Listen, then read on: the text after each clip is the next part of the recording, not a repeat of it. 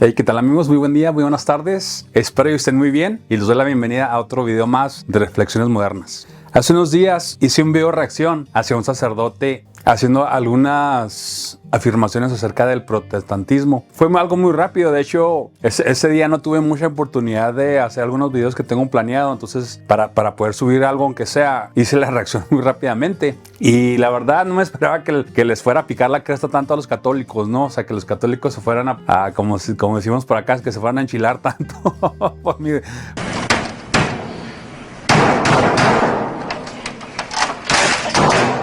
Por lo que yo dije, ¿no? En mi video. Incluso hasta se pusieron más delicados, ¿no? Que los cristianos evangélicos, ¿no? Cuando les hago los videos. Porque de hecho, pues mi canal, aunque hablo en general del cristianismo, me refiero más hacia los cristianos evangélicos, ¿no? Pero en este video que reaccioné hacia este personaje católico que es muy conocido, ¿no? Y muy respetado en el ámbito católico y todo. Pues hubo un sinfín de disgusto, ¿no? Y gente diciéndome de todo ahí. Te voy a dejar aquí el video para que vayas y lo mires. Ok, antes de mirar este video, si no has visto el video anterior, ve a verlo primero, ok. Ve a verlo primero para que puedas entender este video acerca de lo que les quiero hablar. Te lo voy a poner de nuevo aquí. Ve a ver este video antes de mirar este video actual. Ok, realmente fueron muchos los comentarios los que me dejaron y estuve contestando algunos, los más que pude, pero pues no puedo estar todo el día ahí contestando, ¿verdad? Pues yo trabajo, yo tengo cosas que hacer. Yo no vivo de YouTube, ¿verdad?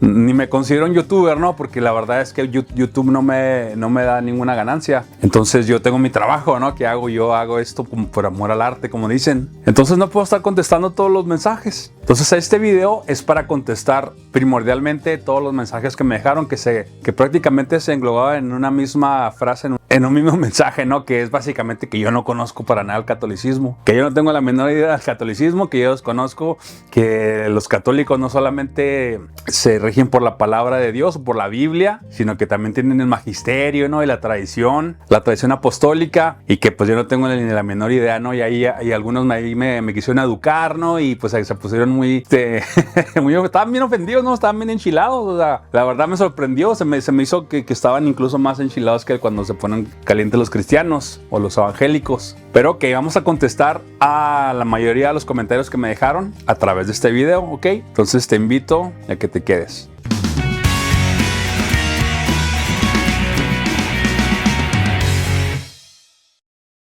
Voy a utilizar un comentario que me dejaron porque creo que ese comentario envuelve la mayoría de todos los demás. Y la verdad me cayó bien la persona porque no se me hizo una persona arrogante como los demás. No se me hizo alguien que estuviera dándose aires de grandeza, aires de que yo sí sé y tú no sabes. Ni se me hace que me esté insultando, ni se me hace que esté en una actitud negativa hacia mí. Entonces me cayó bien su comentario y voy a utilizar ese comentario para, digamos, hacer este video. Vamos al comentario. Dice: hola hermano. Me alegra poder compartir contigo sobre la Eucaristía, más allá de lo que está escrito en la Biblia. Este sacramento tiene también sus fundamentos en la tradición de la Iglesia, que incluye tanto la enseñanza oral transmitida por los apóstoles como los escritos de los padres de la Iglesia. Por ejemplo, San Ignacio de Antioquía, del siglo II o del siglo II, ya hablaba de la Eucaristía como la carne de nuestro Salvador Jesucristo. Asimismo, San Justino Mártir, siglo II también, describía cómo los primeros cristianos se reunían el domingo para celebrar este misterio, afirmando que este alimento no es pan común ni bebida común, sino el cuerpo y la sangre de Cristo. Lo que más escuché era que los católicos no solamente se guían por la Biblia como los cristianos evangélicos o protestantes, que solamente es la pura Biblia y ya. Los católicos tienen la Biblia, tienen el magisterio, tienen la tradición oral de los apóstoles, ¿no? Transmitida por los apóstoles o por los padres de la Iglesia, ¿no? Entonces yo puedo decir, ok, solamente se aplica el mismo criterio, ¿no? Porque en mi video, veamos esta parte. No entiendo el protestantismo desde el punto de vista racional, porque si usted le pregunta a un protestante en qué cree, me dirá que cree lo que pone la Biblia. ¿Por qué cree usted a la Biblia? Porque es palabra de Dios. ¿Cómo lo sabe? No tiene respuesta.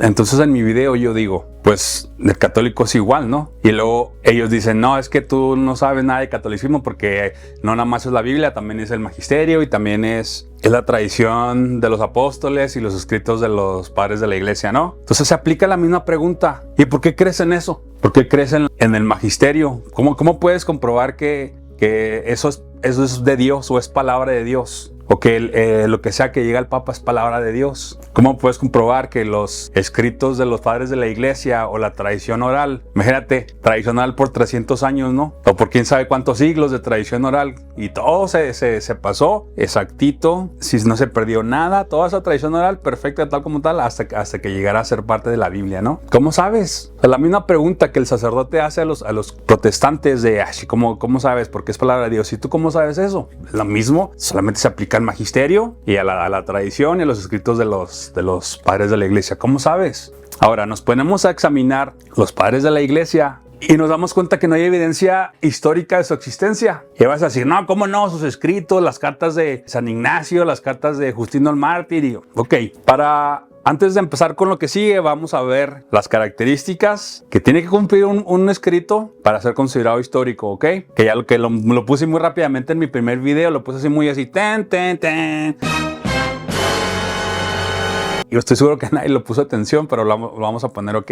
Requisitos de las fuentes históricas. Y esta no es la primera vez que lo comparto, ya lo había hecho antes. Parece que necesito volverlo a poner cada vez, ¿no? Requisitos de las fuentes históricas: contemporaneidad, pertenecientes a la época a la que dicen referirse; multiplicidad, muchas fuentes históricas; independencia, las fuentes no deben copiar o remitirse a unas u a pocas; consistencia, las fuentes no deben contradecirse entre sí; imparcialidad, no debe haber intereses o sesgos en el tema. Si los mismos evangelios no cumplen con los requisitos de las fuentes históricas, ahora imagínate las cartas de San Ignacio o de Justino el Mártir. ¿Por qué? No existe otra evidencia de la existencia de estas personas más que los puros estos escritos. Nada. Otro historiador que corroborara algo, alguien no sé, algo arqueológico, porque resulta y resalta que todo lo anterior al año 300 del cristianismo, todo es textual, no hay nada arqueológico, ¿ok? No hay nada arqueológico, todo es textual. Y todo es como que se data entre y se cree, y se utiliza este lenguaje para todo, pues más o menos entre esto y esto. Y todo es por paleografía. ¿Qué es la paleografía? Para datar la antigüedad de un documento, pues a lo mejor uno que no está tan familiarizado con el tema podría pensar, no, pues se hace algún tipo de examen, ¿no? Se hace algún tipo de prueba, ¿no? Ahora con las nuevas tecnologías, ¿no? Pues se puede utilizar algún tipo de software, ¿no? O podemos llegar a pensar que se hace de una forma más científica, ¿no? Carbono 14 a lo mejor, o si eso ya no se usa, a lo mejor algo moderno que nos puede decir, pues nos puede indicar con más certeza cuál es la fecha, ¿no? Sin embargo, no es así. Todo lo datado antes del año 300 se hace de la siguiente manera. Vamos a suponer que este es un documento, ¿no? Vamos a decir, se encuentra un documento, ¿no? Alguien en una excavación, se encuentra un documento. Caray, es un documento muy antiguo, ¿no? O sea, se nota que es antiguo, ¿no? Entonces lo único que hacen es examinar el tipo de lectura, el tipo de letras, más o menos el estilo, ¿no? Con el que está escrito. No, pues es que en tales fechas más o menos se utilizaba este tipo de letra. Se utilizaba este tipo, ¿no? Y yo como paleógrafo, ¿no? Yo digo que este escrito es del 200 después de Cristo. Y ya, se data que es desde 200 después de Cristo. O sea, no se hace otro estudio más profundo, no, así nomás. Pero de repente llega otro paleógrafo y dice, a ver, préstamelo. Y luego, no, yo digo que es del 100. Porque ya ha habido documentos en donde un paleógrafo da una fecha vamos a decir, del 100 y luego otro del 200 y otro del 300. Así, te voy a dejar ahí los nombres de los papiros y todo en las fuentes para que mires cómo la iglesia, la única datación que acepta es la de la paleografía. Entonces vamos a decir que un documento lo datan 3 diferentes paleógrafos, ¿no? ¿Y cuál acepta la iglesia? Pues el que está más cerca de la fecha de Jesús, ¿no? Y vamos a decir que el paleógrafo dice, no, pues entre el 60 y el 150. Y adivina con cuál fecha se queda la iglesia para hacerlo oficial, pues del 60, ¿no? Y así es como se han datado todos los documentos anteriores a Nicea, al concilio de Nicea o anterior al 300. Entonces, después del 300 se pueden dar fechas. El concilio de Nicea al 325, cuando Teodosio pone el cristianismo por ley en el 382, me parece. Y así los diferentes concilios, a partir del año 300, se pueden dar así con una fecha exacta y todo. Y hay indicios históricos y todo, ¿verdad? Pero anterior a eso, todos son por documentos. Y no creas que sí, unos cuantos. Y todos datados por paleografía. Ahora resulta que los padres de la iglesia no existe nada que corrobore su existencia más que sus propios escritos encontrados por la misma iglesia. Nos ponemos a pensar de una manera, diría el sacerdote, de acuerdo a la lógica humana, ¿no? Eso es totalmente en contra de la racionalidad humana. Si hacemos este juicio para algo que no tenga que ver con la fe, que no tenga que ver con lo que se le inculcó a la gente desde niños, a la fe que le enseñó a creer en Dios y la Virgencita y los santos, sino que es otro personaje, ¿no? Otra historia que no tenga nada que ver con la fe, que no tenga nada que ver con ninguna religión. Si nos ponemos a examinar esa, digamos, encontrando las evidencias que nos ofrece el cristianismo, no lo creeríamos, porque lógicamente no son suficientes. Por ejemplo, los escritos de San Ignacio se encontraron hasta como en el 1600. Entonces, hasta el 1600 se convirtió en el padre de la iglesia y anterior a eso, ¿no? La recesión larga, la recesión breve y la recesión brevísima, ¿no? Que fueron diferentes cartas y la que se aceptó fue la que son 7, ¿no? La que sí es digamos, la oficial. Pero incluso en esa hay personas que la han estudiado y han encontrado discrepancias, que han encontrado interpolaciones, que han encontrado cosas que no están bien, o sea, que si lo examinas desde un criterio neutral, sin tener ese sesgo de fe, de decir, oh, el padre de la iglesia, eso es un documento santo, sin nada de eso, sino se encuentran diferentes cosas. Por ejemplo, al leer las cartas que hoy se aceptan como las originales, las 7 de la recensión breve, me llamó la atención la cantidad de citas en la carta a los Efesios, a 14 citas, 4 en la carta de Esmirna, 3 en la carta de Policarpo y en otra carta más, 2 en otra carta y una cita en las 3 restantes. Las fuentes, el libro de los Salmos, Isaías, Mateo, etc. Un condenado a muerte que va a morir en el circo romano, ¿cuántos libros lleva consigo? ¿O iban sus visitantes a verle con libros sagrados bajo el brazo? O sea, esas cartas denotan como alguien que estuvo así estudiando, ¿no? Así en su escritorio con todos sus diferentes libros para agarrar así, hacer una referencia o sea, pues se supone que esta era una persona que iba encadenado, que iba hacia su muerte, ¿no? Y sus encadenadores pues no le iban a dar la oportunidad de hacer un estudio, ¿no?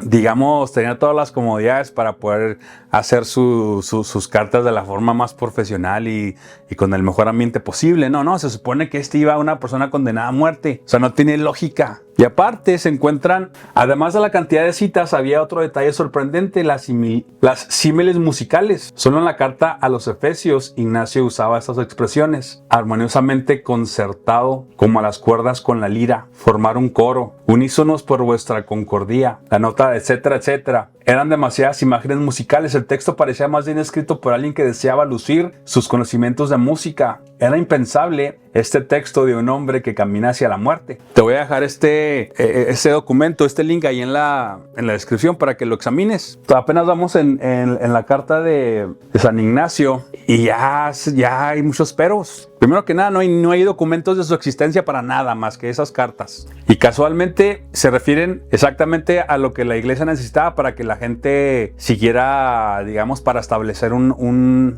normas de fe, ¿no? Que es lo que la gente sigue hoy. Y luego está muy hecha de tal forma que no parece que fuera de alguien que fuera a la muerte, ¿no? No, es que el Espíritu Santo lo inspiró. Y vemos como cada vez que hay cosas ilógicas en esta creencia, lo único que tienen los creyentes o católicos o cristianos para esgrimir, cosas sobrenaturales, que hay el Espíritu Santo. Y luego volvemos a lo que decíamos al principio del video, que el sacerdote le dice a los cristianos: ¿y usted cree en eso? ¿Y cómo lo sabe? Porque es palabra de Dios. ¿Cómo lo sabe? No tiene respuesta. Ok, ¿tú cómo sabes que eso que escribió San Ignacio es inspirado por Dios? ¿Cómo lo sabes? Pues entramos en lo mismo que con la Biblia. O sea, a la gente no le gustó lo que dije en el video y quiere encontrar algo para responder cuando no tiene realmente algo y se agarra de que no, es que no conoces la Biblia, no conoces el catolicismo y no conoces las cartas de los padres de la iglesia, no conoces el magisterio y ya se quieren agarrar de algo como para responder cuando todo se rige por la misma lógica. ¿Cómo sabes que es de Dios? ¿Cómo sabes? Vamos a volver a las características que tiene que tener un documento para ser histórico. Contemporaneidad. Simplemente, si San Ignacio habla acerca de cualquier cosa que hizo Jesús, o de un nacimiento virginal, o de lo que hicieron los apóstoles, simplemente no es contemporáneo, porque San Ignacio es a partir del siglo II, ¿no? Y cuando pasó Jesús fue en el 30, 33, y luego pues de ahí para adelante, ¿no? Entonces no es contemporáneo. Multiplicidad, muchas fuentes históricas, no hay otras fuentes que corroboren que él existió, no hay nada, nomás esas cartas, que forman parte de un mismo compendio. Independencia, bueno, esto sí, porque la realidad es que no hay otras, las fuentes no deben copiar o remitirse unas a pocas, o sea, no hay otra que se pueda decir, es que le copió, aunque de hecho sí, porque puedes mirar sesgos lo acabo de decir, sesgos de Salmos, sesgos de Isaías, sesgos de Mateo, en las cartas de San Ignacio, entonces, de hecho sí, o sea, no tiene independencia, consistencia, bueno, eso sí, porque, repito, son las únicas que hay, imparcialidad, no lo cumple, ¿por qué? Porque sabemos que está defendiendo el credo de la Iglesia Católica, del cristianismo. Entonces, las cartas de San Ignacio tampoco cumplen con los requisitos para ser considerado algo histórico. O sea, en sí la historia cristiana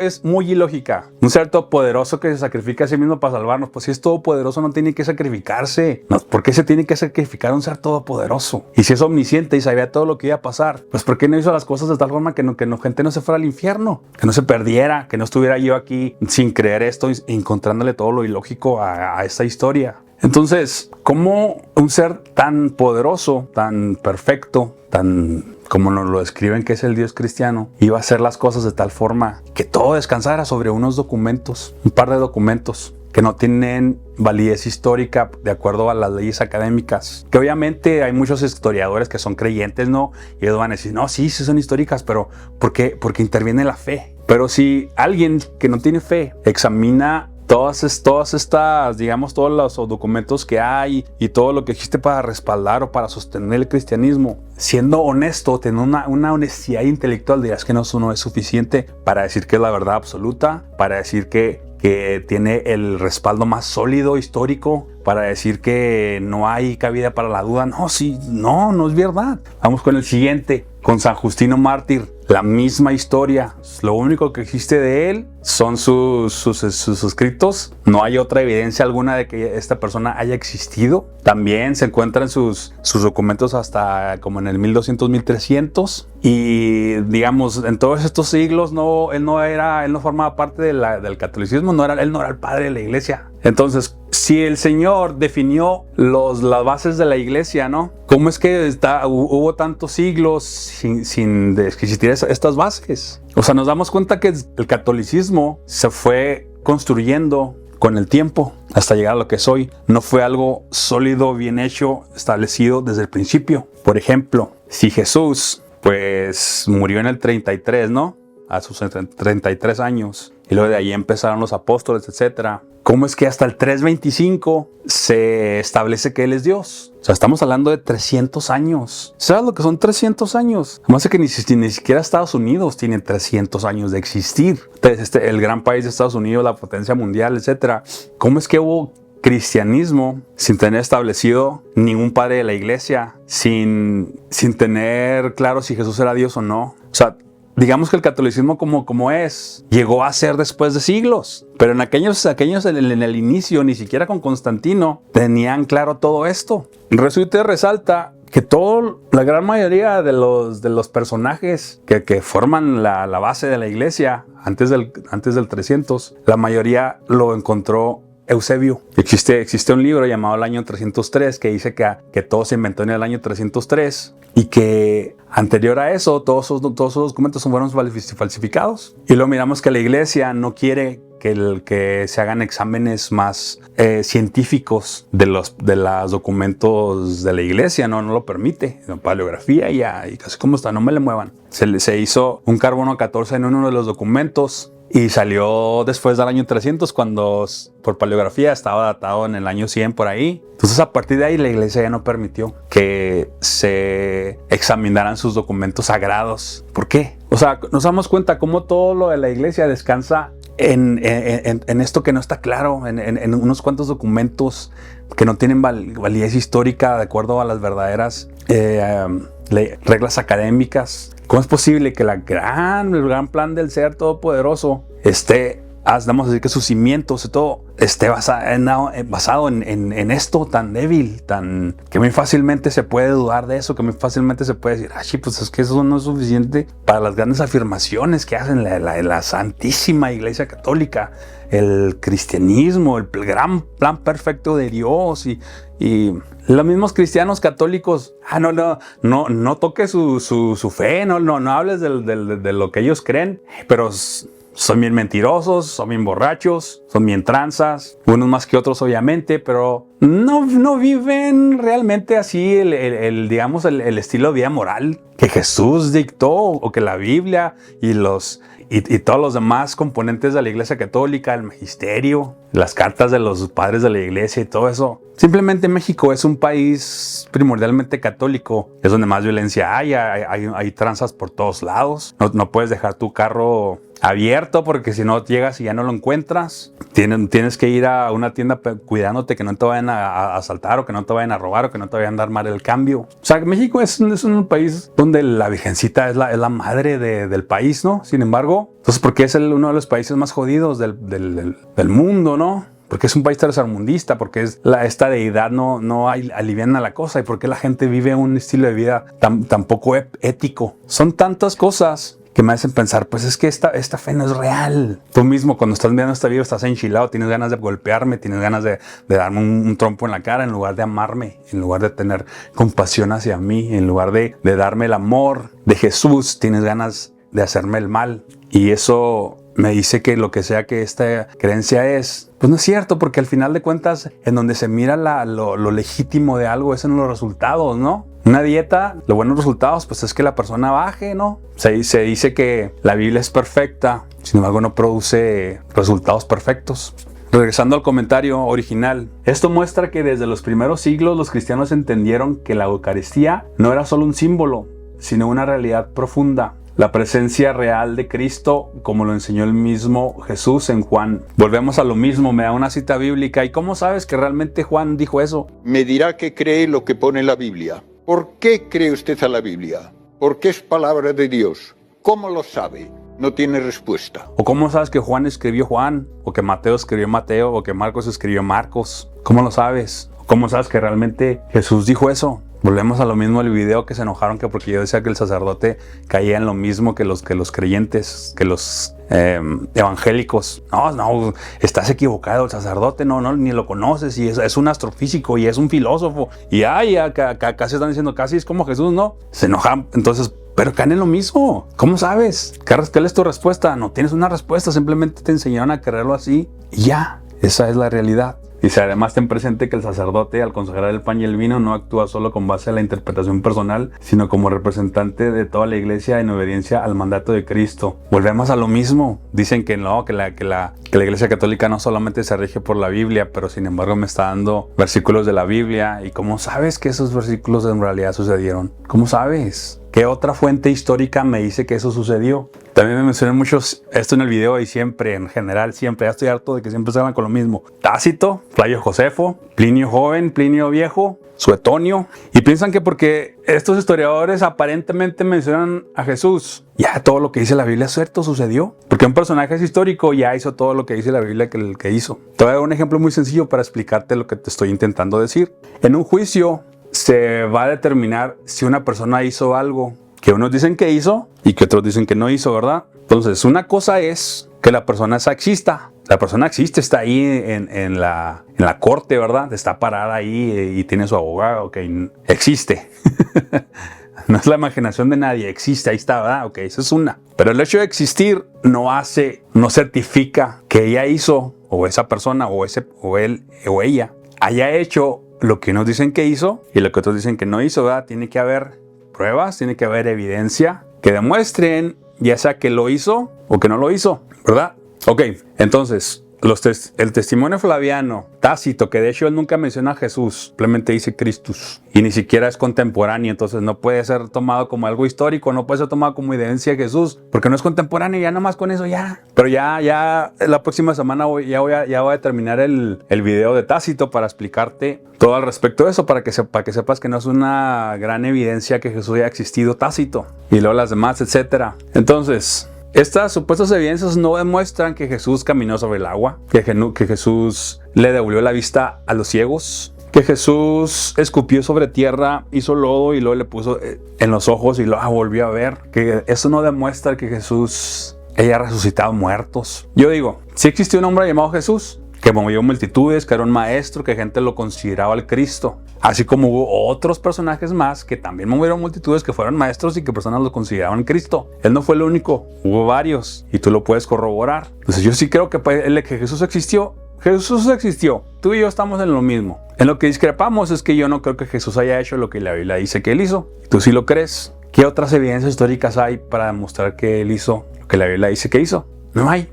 Y las otras supuestas pocas menciones, como los escritos de los padres de la iglesia, están igual. No hay evidencia de que esas personas hayan existido, más que esos solo escritos. Y esos solo escritos también están sujetos a análisis de si son históricos o no, y no los cumplen tampoco. Entonces, ¿en dónde queda? Discúlpame, pero la gente no sabe eso. En las iglesias no les enseñan que hay unas reglas históricas, que hay unas reglas académicas. No les enseñan eso, porque los historiadores que tienen fe, que son creyentes, solamente dicen, vamos a decir, no tienen esa honestidad intelectual de decir esto simplemente. Sí, son históricos porque... y es lo que la gente aprende. Y si tienes aquí una persona, si tú eres una persona creyente y tienes aquí alguien diciéndote que Jesús existió y tienes acá alguien diciéndote que Jesús no existió, ¿quién la vas a creer? Eso es lo malo con esto de la fe y de las creencias, que la gente solamente se inclina hacia lo que está de acuerdo a lo que esa persona cree. Y como todos tenemos ego, todos queremos tener la razón, todos queremos estar bien y que el otro sea el que esté mal, pues yo me cierro y me aferro a lo que me dice que yo estoy bien, ¿verdad? Yo no voy a reconocer que estoy mal. Tú no vas a reconocer que estás mal. Siempre va a haber así Pero la honestidad intelectual es algo que no forma parte de la fe. Que la gente con fe quiere tener la razón y no va a aceptar todas esas cosas que te estoy diciendo. Pero se supone que la creencia cristiana habla de la honestidad, habla de la integridad, habla de la humildad. Sin embargo, la gente de fe no tiene estas características. Esa es la realidad. Porque cuando realmente examinas las evidencias o las bases del catolicismo, del cristianismo, te das cuenta que no son suficientes. Y apenas hemos tocado un par de nombres. Pues nos podemos ir nombre por nombre. Todos el mismo resultado. No hay evidencias históricas. Entonces, si tú lo vas a creer, adelante, créelo. Lo que tú quieras creer, créelo. Si tú eres feliz creyendo, adelante. Vente, bájale a tu ego de pensar que estás en la verdad absoluta, porque no tienes cómo comprobarlo, católico o evangélico. Di, no, yo lo creo porque yo me siento bien, esto es lo que mis papás me enseñaron y esto es lo que yo adopté y así estoy bien. Ok, perfecto. No se diga más. Pero las personas empiezan a dar un aire de que ellos tienen la razón, de que ellos están bien y quieren dar información y cuando esa información en realidad no es suficiente. Entonces se enojaron mucho por mi video, cuando yo solamente le hice como una reacción rápida para subir algo. Y de todos ellos solamente esta persona fue la que me hizo ver como que tenía una buena actitud hacia mí. Todos los demás, ve el video pasado y mira cómo me hablan. Para que te des cuenta del amor de los católicos, de su amor fraternal, de cómo Jesús, el Espíritu Santo está en sus vidas, en sus corazones. Cómo lo reflejan, el magisterio. ¿Cómo voy a yo creer en algo donde los elementos, Biblia, magisterio, tradición, de repente discrepan entre sí? No. Por ejemplo, las indulgencias. La iglesia empezaba a cobrar para dar perdón. O sea, la Biblia dice que quien pagó fue Jesús. Tú no puedes pagar por que te perdone Jesús cuando Él fue el que... Entonces, ¿para qué murió Jesús si se podía pagar? Eso es un conflicto que hay ahí, o lo que dicen los evangélicos en contra de los católicos, que la Eucaristía, que eso se hace la sangre y el cuerpo de Jesús, y lo que en la Biblia dice que solamente se sacrificó una vez y para siempre, y que supuestamente el sacerdote lo sacrifica cada Eucaristía. Y ahí está el conflicto, ¿no? Y que si Pedro era la roca, pero que no, que era Cristo, y ahí están en conflicto, ¿no? Entonces, ¿cómo puedo creer ciegamente en algo que me causa tanto no creer, no? O sea, no puedo creer ciegamente en esto y es que es por fe. Es que no puedo creer en esto, no me la como, no creo. No creo que sea verdad. O sea, es muy obvio que se inventaron esto para unificar el Imperio Romano en una sola creencia y luego con el paso del tiempo se fueron inventando las evidencias al punto de que ya se fue estableciendo lo que... O sea, el catolicismo, cristianismo, como le quieras llamar, según si ya seas evangélico o católico, llegó a ser lo que ahorita es. Al principio no había que los padres de la iglesia y que todas las grandes fundamentos. Y tuvo que haber ido concilios al paso del tiempo para ir estableciendo las doctrinas y